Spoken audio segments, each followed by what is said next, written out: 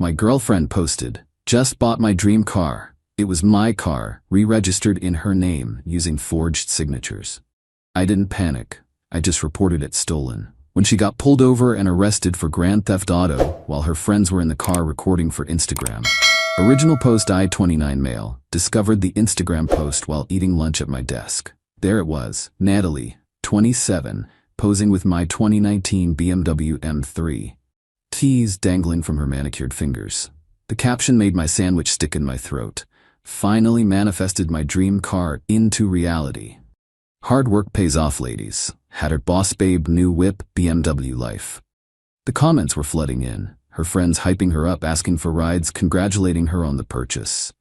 Thing is, I bought that car 18 months ago. Paid $52,000 cash, title in my name, insurance in my name, registration in my name, or so I thought. Natalie and I had been together for 2 years. She moved in with me 6 months ago. Recently, things had been weird. She'd been pushing hard for engagement, talking about building our empire together, posting those toxic positivity quotes about knowing your worth. I'd been clear I wasn't ready for marriage yet. She seemed to accept it, but apparently she had other plans. I immediately called the DMV. After being on hold for 37 minutes, yes, I counted, I finally got through. "I need to verify the registration on my vehicle," I said, giving them the VIN. "One moment, sir. The vehicle is registered to Natalie Winters." My blood went cold. Since when? The transfer was completed last Monday, when I was out of town for a work conference. She'd told me she was sick, couldn't pick me up from the airport. I never authorized any transfer. I never signed anything. "Sir, we have the signed documents on file. If you believe this is fraudulent, you'll need to file a police report." I hung up, pulled up my banking app. The car was paid off. No loans, so at least she couldn't have taken a loan against it. But the registration? She'd literally stolen my car through paperwork. I screenshot her Instagram post. Then I did something that would later prove genius. I went to her profile and screen recorded her Instagram story. She was at a brunch spot with her friends. My car keys prominently displayed on the table, talking about leveling up and cutting dead weight. Then I called the police. Update 1. 3 days later. The detective assigned to my case, Detective Hayward, was thorough. I'd filed the report immediately, providing original purchase documents, insurance papers, bank statements showing I paid for the car, screenshots of Natalie's social media, text messages where she'd asked to borrow the car various times, establishing it was mine. Detective Hayward pulled the DMV transfer documents. The signature was laughably bad, like not even close to mine. She'd also used a fake notary stamp she'd apparently bought online. "This is felony forgery and Grand Theft Auto," he said. "The car's value makes it a serious charge." "What now?" I asked. "We'll put out a bolo for the vehicle. When we locate it, she'll be arrested." I didn't tell anyone. Not our mutual friends, not her family, nobody. Just went about my life.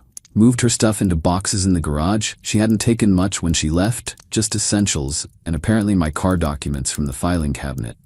Meanwhile, Natalie was living her best life on social media. Daily posts with the car. Videos of her and her friends cruising around, music blasting. One particularly ironic post, "Surround yourself with people who celebrate your wins." Her friend Kelsey commented, "Yas, queen, you deserve this." If only they knew. The entitlement was staggering. She'd literally committed multiple felonies and was broadcasting it to the world. The audacity of thinking she could just take my car by forging papers and I'd not notice or not do anything about it. Day 2 after filing the report, she texted me, "Hey babe, been thinking, maybe we rush things, can we talk?" I didn't respond. "I know you're hurt about me needing space, but we can work through this." Still nothing from me. Stop being immature. At least respond. I screenshot everything and forwarded to Detective Hayward. He told me not to engage, don't tip her off. The hardest part was watching her mom comment on the car photos. "So proud of my baby girl. Working hard and achieving dreams." Lady, your baby girl is a felon.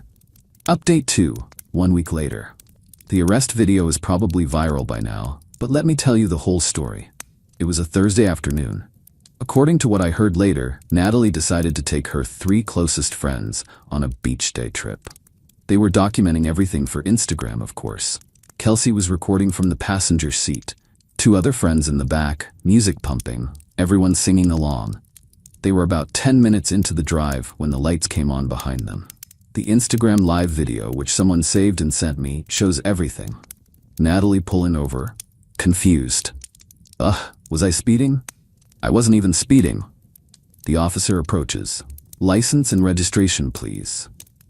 Natalie, still not getting it, hands over her license and the fraudulent registration. Ma'am, step out of the vehicle. What? Why? I wasn't doing anything wrong. Ma'am, step out of the vehicle now. The camera's shaking as Qley tries to film. You can hear Natalie getting increasingly agitated. This is harassment. I know my rights. Ma'am, you're under arrest for grand theft auto and forgery. The scream she let out. The absolute scream. This is my car. I have the registration. The registration you fraudulently obtained. The owner reported this vehicle stolen. And then, this is the best part, she says, that bitter asshole. Just because I dumped him. Way to admit you knew who the real owner was, Natalie. Her friends are freaking out. Qley's shouting, we're recording everything. Police brutality. Ma'am, please stop recording and step out of the vehicle. You'll need to find alternate transportation. They had to get an Uber. 3 girls standing on the side of the highway, waiting for an Uber while their friend gets arrested. The Instagram live cut off, but not before catching Natalie in handcuffs, ugly crying about how this was all a misunderstanding. My phone exploded about an hour later. Mutual friends, her family, everyone who'd seen the arrest on Qley's Instagram. Her mom called me 15 times, finally answered on the 16th. How dare you have my daughter arrested? Over a car. She stole my car, Diane. She forged my signature, used a fake notary, and illegally transferred ownership. She said you gave it to her. I have text messages of her asking to borrow it dated after she supposedly owned it. Why would she ask to borrow her own car? This is vindictive. You're ruining her life over a breakup. She ruined her own life when she committed multiple felonies. Diane hung up on me. Then came the flying monkeys. Natalie's whole squad started blowing up my phone and social media. Qley, you're really gonna have her arrested over a car you weren't even using? I use it every day. She stole it while I was on a business trip. She's facing prison time over a stupid car. She's facing prison time over grand theft and forgery. That was her choice. Her friend Becca tried a different approach. She's really sorry. Can't you just drop the charges? She'll give the car back. That's not how criminal charges work. The state presses charges, not me. But you could tell them you don't want to prosecute. Why would I do that? She committed serious crimes. The entitlement was unreal. They genuinely thought she should face 0 consequences for stealing a $52,000 car. Update 3. 2 weeks later. Natalie got bailed out after 3 days. Her parents put up $15,000.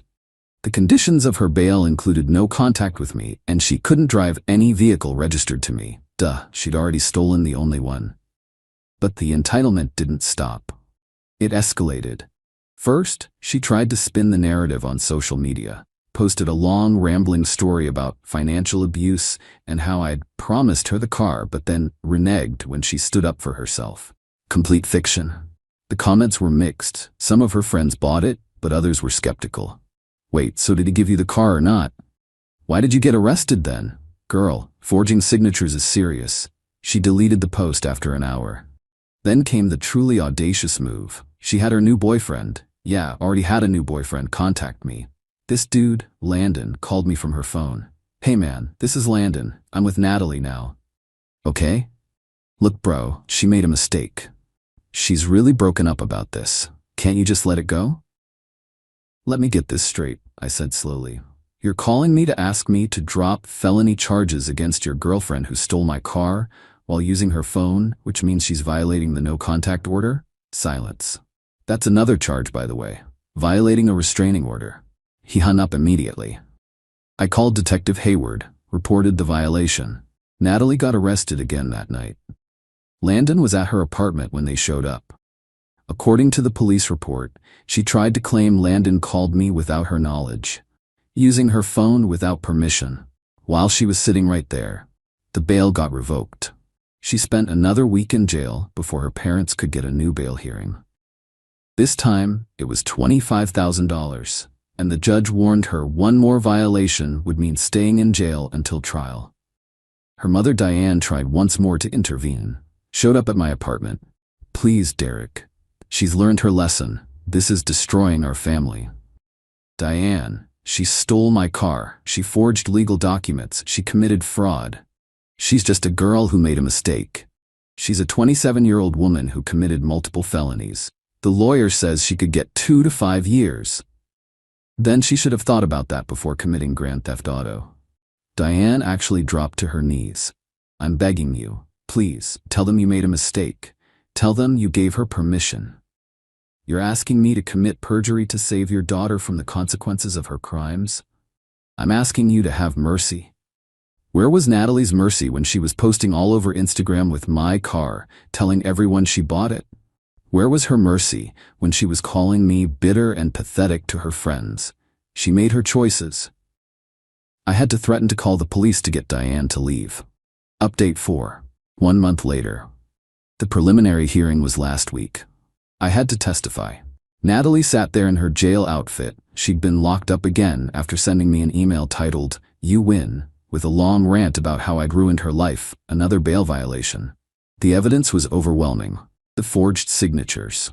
The handwriting expert said it was amateurish at best. The fake notary stamp she'd ordered from a website. They had her credit card records. Her social media posts claiming she'd bought the car. Text messages between her and Qley planning the whole thing. Qley had flipped and provided them to save herself from conspiracy charges. Yeah, turns out Qley knew the whole time. The texts were damning. "Qley, are you sure this will work?" Natalie. "DMV doesn't verify signatures. It's easy." What if Derek finds out? He won't, and even if he does, possession is 9/10 of the law. That's not how that works, lol. Whatever. He owes me anyway. I've been his girlfriend for 2 years. I deserve something. The prosecutor also revealed Natalie had searched how to forge signatures, penalty for forging car title, and can you go to jail for stealing boyfriend's car on her laptop. She'd literally Googled the crime before committing it. Her lawyer tried to argue it was a misunderstanding between romantic partners, and that I'd given her implied permission to use the car. The judge almost laughed. "Counselor, implied permission to use a vehicle doesn't extend to fraudulently transferring ownership." The judge ruled there was sufficient evidence for trial. Natalie started sobbing. Her mom started wailing in the gallery. Her dad just looked defeated. As I was leaving the courthouse, Landon, the new boyfriend, approached me. "Dude, you destroyed her life over a car." "She destroyed her own life when she stole my car. She was going to marry you. She thought what's yours was hers. We weren't even engaged. And that's not how property law works." "You're heartless." "I'm heartless? Your girlfriend stole $52,000 from me and you think I'm the bad guy?" He tried to get in my face. Security intervened. He got banned from the courthouse. Update 5, 2 months later. Natalie took a plea deal. Her lawyer finally convinced her that going to trial would be worse. The evidence was too overwhelming. She pled guilty to grand theft auto, reduced from 1st degree to 2nd degree, forgery, identity theft. Sentenced to 18 months in prison, suspended to 6 months with good behavior, 3 years probation, $5,000 fine, restitution for my legal fees, $8,500, 200 hours community service. She has a felony record now, forever. The day after sentencing, I got a call from her dad, Robert. Different energy than Diane. "Derek, I want to apologize. We raised her wrong, gave her everything, never let her face consequences. This is on us too." "I appreciate that, Robert. I'm paying your legal fees, all of it. Already sent a check to your lawyer." "You don't have to." "I do. It's the least I can do. Maybe if we'd held her accountable earlier, this wouldn't have happened." He was the only one in her family who got it. Meanwhile, social media was still popping off. Natalie's friends were doing a Free Natalie campaign that went nowhere. Qley posted about how the system is broken, and it's criminalized relationship disputes. Someone with common sense commented, "She literally stole a car and forged documents. That's not a relationship dispute, that's a felony." The best part? Remember all those Instagram posts of her with my car? The prosecutor used every single one as evidence. Her boss babe posts became exhibits in her criminal case. She played herself. I got my car back, obviously. Had to pay to get it out of impound, but insurance covered it. Still drives great. Sometimes I pass places where she took those photos, and I just shake my head. The entitlement never stopped, though. Even after conviction, she had Qley post a message from Natalie. "I hope Derek is happy. He got his car in his revenge. I loved him, and this is how he repaid me." I guess some people can't handle a strong woman who goes after what she wants. Going after what you want equals stealing, apparently.